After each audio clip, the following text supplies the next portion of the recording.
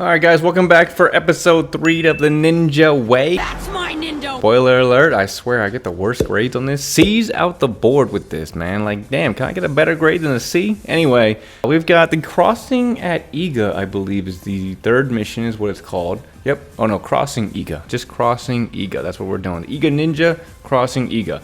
So this map is not one of my favorites. We'll see how it does on the Musou Meter towards the end, but for me it was not very fun. Basically another escort mission to get Ieyasu, kind of a loop-de-loop around this map. It seems like this is the one, or at least from what they explained. So Nobunaga had, just died. Mitsuhide took over. He's going after Ieyasu now. Ieyasu's trying to go home. I thought he was already home at the Mikatagahara area, but I guess Mikawa is more western. He's trying to go through this area to the western side where I think Mikawa is, which makes sense. Hey, you get homesick, you want to go home. That's totally reasonable. Anyway.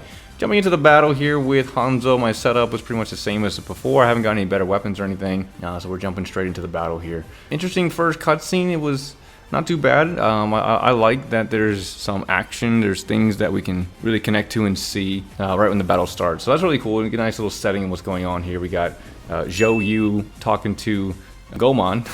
I don't know which voice actor is the same as Goemon. He sounds like maybe Menkawo? I don't know. Anyway, Goemon's here doing his little dance thing. We got Mitsuhide with his Yu always talking about taking Ieyasu's head for some rewards, and we know that big old fat boy Goemon likes them gold things. Anyway, so going to the start here, we've got 3 different ways to go. The most obvious way to get to the escape route is the shortest way, right? So I go that way first. I help out the person over there to try to, complete that mission, get some cutscenes, whatever it may be. I'm looking for the good stuff. Anyway, we go towards the base there. Ieyasu takes a minute and a half to get over there. Like, dude is just glitching through the little map, so I'm waiting there. I should do push-ups. I do some push-ups while I'm waiting for him to show up because I don't have anything else to do.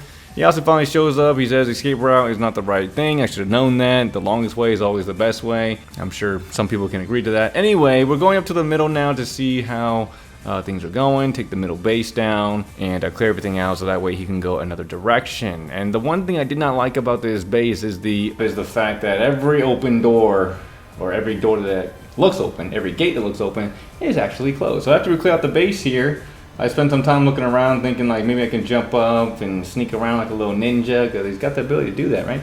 Yeah, that's not happening here. So I gotta go the long way around to save Mr. NPC Tadakatsu.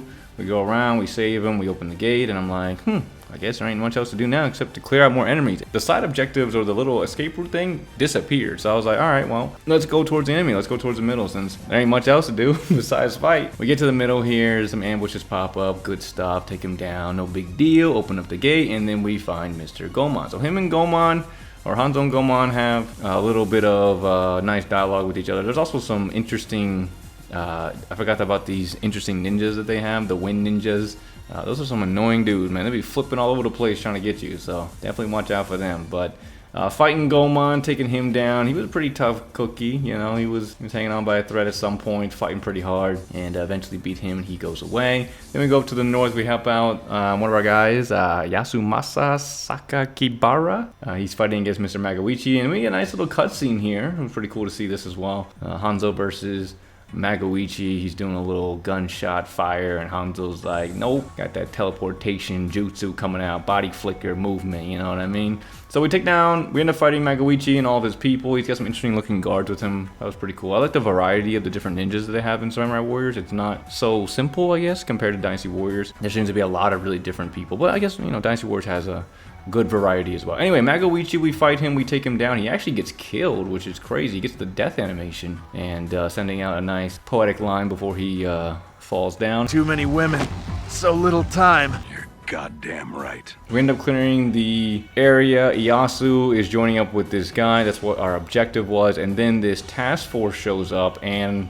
I'm reminded of why this map sucks so much. I go towards the middle, and I'm like, okay, cool. We'll just cut them off, we'll grab them, and then we'll stop the task force and everything like that.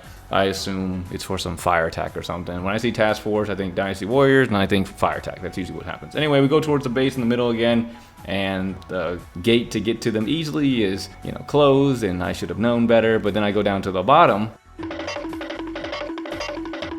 to try and cut them off from the other direction.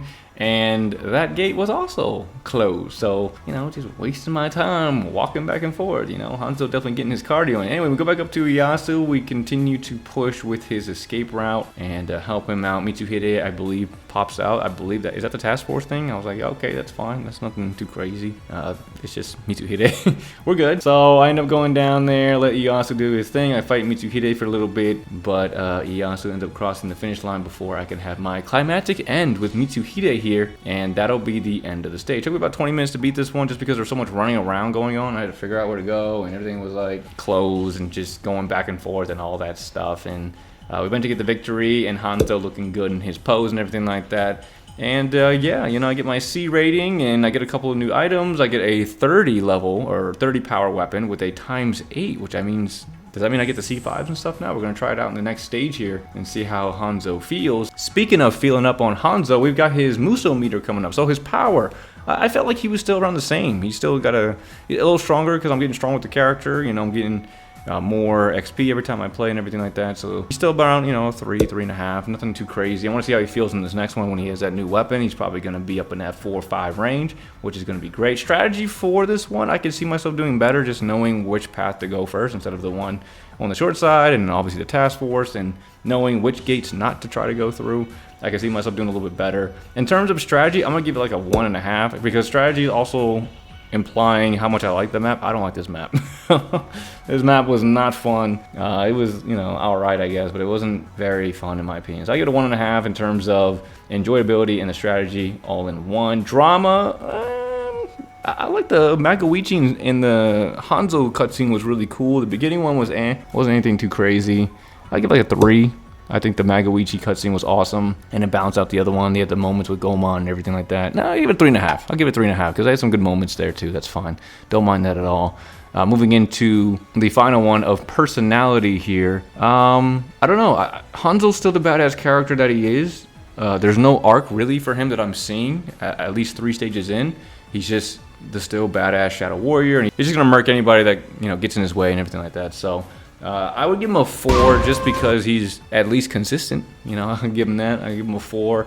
I don't see him developing any differently by stage 5, so his personality is probably going to stay the same. I like his personality. I think a 4 is a good place for him to be by this stage, and I just like the, you know, the aura that he showed going against Magoichi. That was pretty cool. But yeah, I mean, that's all I got here for the Crossing Iga for the Iga Ninja Hanzo. 2 stages left. Hope you guys are enjoying the little series that we got going on here. If you are, definitely appreciate you guys dropping a like or a sub. Let me know down below what you guys are thinking so far, how you guys feel, all that good stuff. Love talking with y'all, and I'll see y'all in the next one.